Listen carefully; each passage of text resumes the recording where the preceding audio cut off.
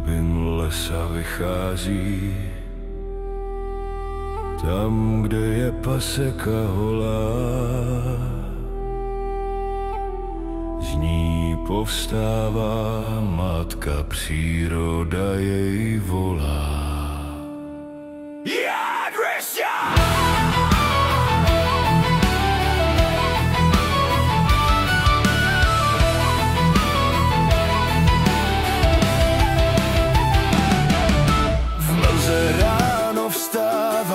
Do kroku mu vítr zpívá, v kůře stromu slyší věky znít.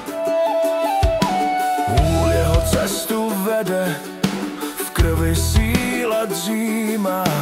Každý, kdo ho zradí, bude teď bolest být. Já jsem Lergon, hlas divokých hor a plání, strážce lesa, co bouři velí vstát. Nemusí mít strach ten, kdo se matce přírodě klaní.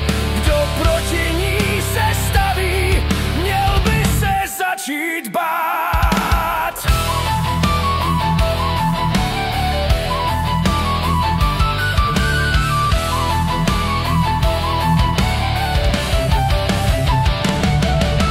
Kruh z jasanů hoří, stříbrné runy planou, kde kdysi byl les hustý, na mítině stojí sám.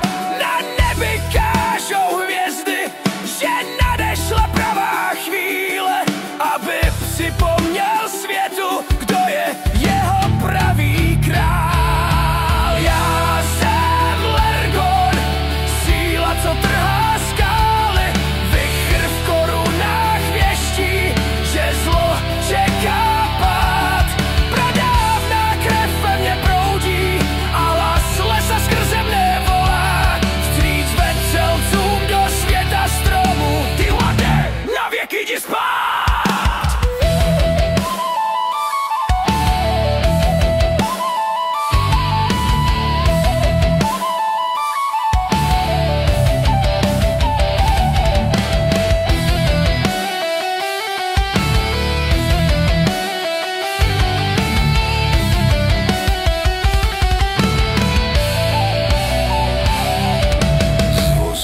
Temných zluk a strání volají duchové, co vše dobré chrání.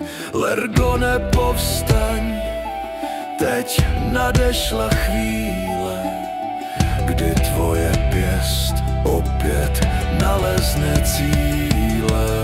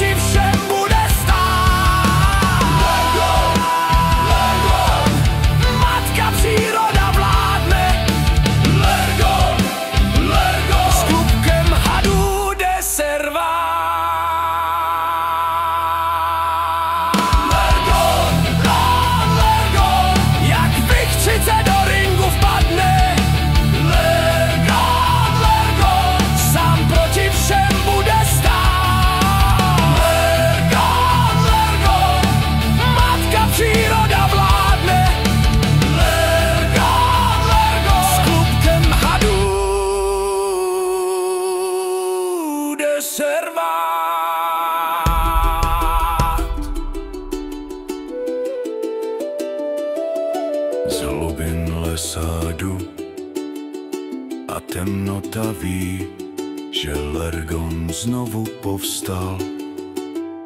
Nepřátel, den je poslední.